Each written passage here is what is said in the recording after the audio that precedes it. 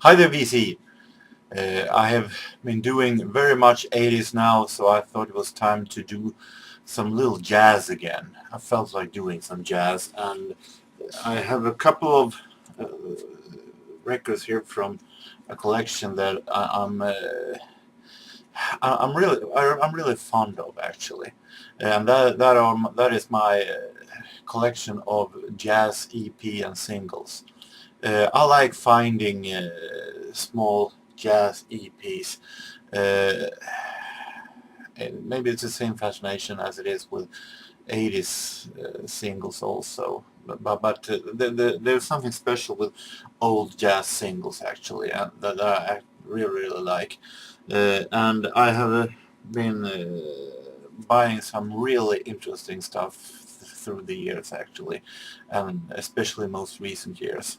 And I'm going to show some of them, and I think most of them, in this case, maybe all of them are in the pop style, and some of them are maybe close to even hard bops. So hopefully it's going to be interesting. The first one is, although in a little special style, but it's also records that I am very fond of. I bought this at Red Cross a couple of years ago. They're a second-hand store here in Sundsvall, and I'm talking about these series called Sessions at Midnight. Sessions at Midnight were created in the 50s, 1955. A couple of jazz musicians were doing uh, a concert late one evening, and all of a sudden, and that concert was a producer, a record producer. In this band, you hear famous names like Benny Carter, Harry Sweets Edison. You have guys like Gus Bivona, Irv Cutler, and so on. But I think that Jimmy Smith, I think those two first names I mentioned, Benny Carter and Harry Sweets Edison, are the most famous ones. But the record producer heard that this band playing, and he got so excited with it that he immediately after the concert went to this band and said, "Hey, why don't you come over to my record studio? It's just around the corner, and play, and I record you. I can talk a record company over and releasing this on record." And they all agreed that it was a fine idea, and the clock was definitely in the middle of the night, which which says by the title Sessions at Midnight. And in the middle of the night in a record studio, these men were jamming really hard. They really gave everything, and you can hear that actually they're not doing this because they want to make money on what they're doing. They're not doing this because uh, it's going to be released in some kind of records. They're just doing it because they're having so much fun, which is why I love this series. It was released in a three-part series. Unfortunately, I only have part 1 and 3 yet, so I hope to find part 2 one day. Stan Getz is very easy to find on the Jazz EP. This is a series also that I like very much. Interpretations by the Stan Getz Quintet. And in this quintet we have Bob Brookmeyer, John Williams, Teddy Kotick, and Frank Isola, besides Stan Getz, of course. This is Swedish releases on Carousel. Magnificent records. More Stan Getz, The Sound, Stan Getz Quartet, Stan Getz, Al Haig, Tommy Potter, and Roy Haynes. 4 songs EP. Stan Getz and Horace Silver, together with Tommy Potter and Roy Haynes, and also 3 melodies also Jimmy Reid guitar.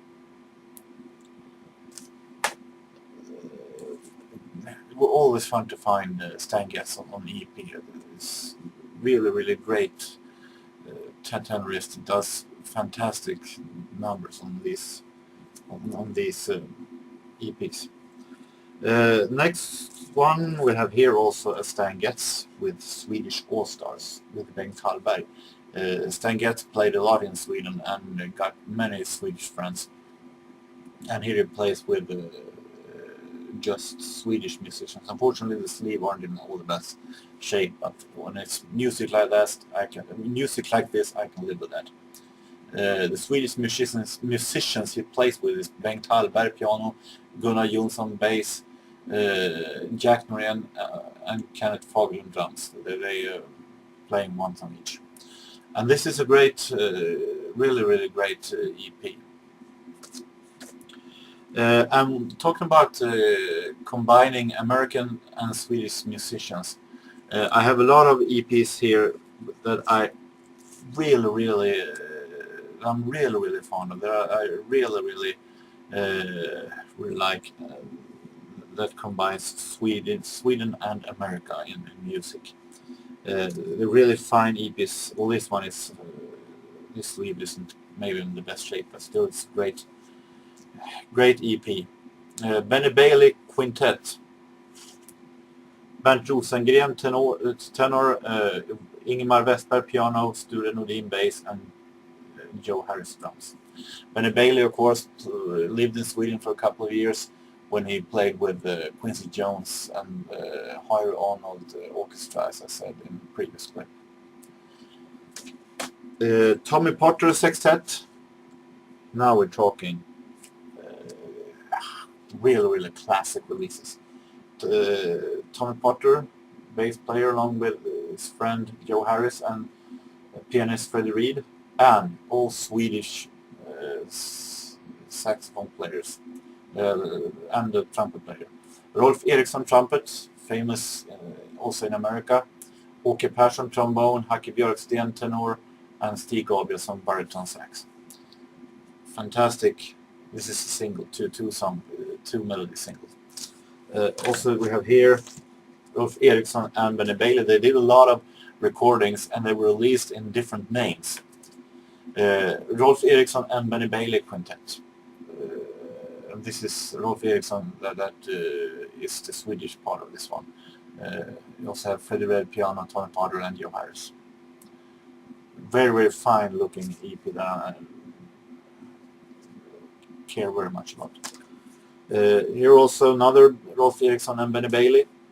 The same signs. This one actually is recorded in Stockholm also, 1956. Rolf Eriksson Sextet. But Potter, Red and Harris are still in doing the piano, bass and drums. Other is Åke Persson trombone and Erik Nordström tenor, besides Eriksson. So this is really great bebop music. As I said before, bebop music never got that big in Sweden. So these releases weren't all that. Not many understood those among the jazz-loving Swedes at that time when they were released. But it's definitely something new for the time that they're actually playing. This is highly recommended. Miles Davis. I'm not such a big Miles Davis fan. What should I say? I like Miles Davis very much from the 50s and back in the 40s. But after the 60s and 70s and all those classical, everyone says classical albums, it's not much, they're a little too modern for me. But I have a couple of EPs, of course. This is very interesting with quartet, not good sleeve, but great single nonetheless. Miles Davis, Red Garland, Oscar Pettiford, and Philly Joe Jones. And here is the one I was very happy to find. This is an EP release from my absolute favorite Miles Davis album, Birth of the Cool. released on Capitol. And we're playing from that album Godchild, Rocker, Israel, and Rogue. This is part 2. There are also part 1, but unfortunately I don't have that one yet. But on the other hand, I have the entire album. Porgy and Bess, along with Jill Evans Orchestra. Summertime, there's a boat that's leaving soon for New York, and Bess, you is my woman now. What kind of English is that? Sounds so much like me. Porgy and Bess, I didn't like Jill Evans' arrangement of Porgy and Bess when I grew up and then listened to jazz music, but I learned to like it very, very much, and today I'm definitely a fan of Miles Davis and Jill Evans collaboration. Here is a EP that I'm very, very interested, like very, very much. This is Sue Sims, a quartet. It might be the only time when you can hear, when you can see that it is a quartet, but when you listen to it, you hear 6 instruments, and that is because the producer George Handy actually gave an idea to Zoot Sims that why don't we do a little trick recording, so it sounds like you're playing all saxophones. So he actually plays alto sax, tenor sax, and baritone sax, and then they mix that one together, so it sounds like a sextet, even though it is a quartet. I'm glad that kind of experiment never actually made it to many kind of jazz recordings, but still it's very, very funny to have it because it's such a great music nonetheless. Blinuet, Noshin, The Trouble with You Is Me, and Pegasus are the melodies that they play, and it's a great, very great and smooth, cool jazz recording actually. Really, really highly recommended. More Zoot Sims. Here's another one. It plays with John Erdely, Henri Renaud, Benoit Courson, and Charles Sordray. Sorry, my lousy French. I think there's something like that. He plays alongside with French musicians.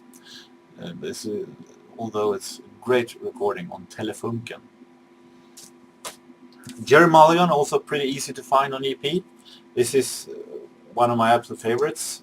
Unfortunately, this is just volume 2. I don't have volume 1 yet of the California concerts. Live recordings.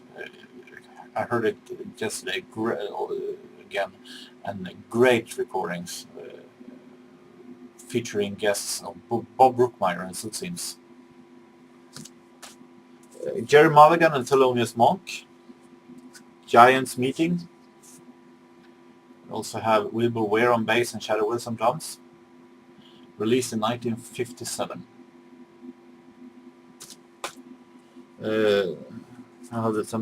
Now we have some various singles here. Here's Art Blakey's Jazz Messengers, Blues March, and Moanin'.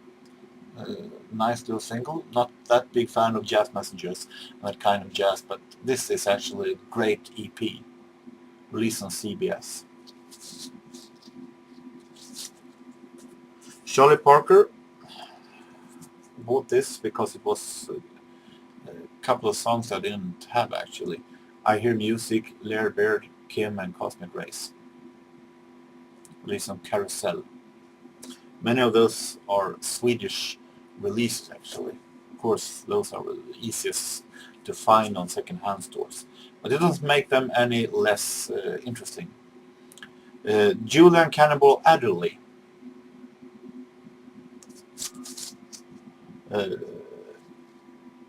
Dog My Cats and Blues for Bohemia, and I'm Glad There Is You. Bill Harris and his orchestra, some bebop big band. The J.J. Johnson Quintet.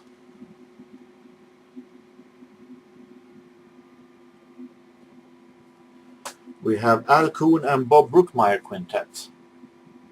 Released in 1956. We have Jackson and Harris Heard, and it's Chubby Jackson and Bill Harris. Released on Carousel, also Jazz the Philharmonic recording. And here's a couple of favorites that I found on the record fair. As I said in my Hammond video, I'm a huge fan of Jimmy Smith, and I was happy to find a couple of Verve singles with Jimmy Smith, released in the 60s. This is from 1964, and these are recordings from 62 and 64. Here we have orchestra conducted by Oliver Nelson, and then here also Oliver Nelson. Clifford Brown and Max Roach, Study in Brown. This is also from, of course, a from a full-length album when they've taken a couple of songs and released on singles. Still, I don't have the Study in Brown album yet, but I hope to find it one day, because these recordings from Study in Brown is awesome, no doubt about it. George Jalema and Sando.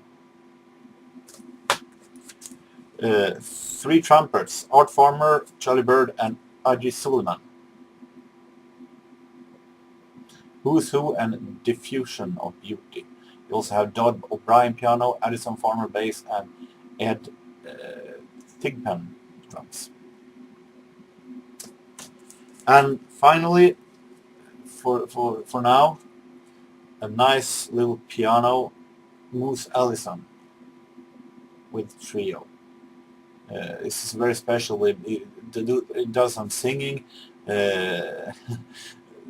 Sings better. Sings well, not all that good, but still, it's a very interesting recording. Some of these songs are actually really good, and some of them are so funny that they actually are good. So. This is a release from 1958 and on the Swedish label Metal Norm, and it's a really great EP actually. Carnival, Parchman Farm, Mojo Woman in Town. It's the songs. I have a lot of jazz EPs, so I'm going to show more jazz EPs in the future. But for now, I hope you have enjoyed that, and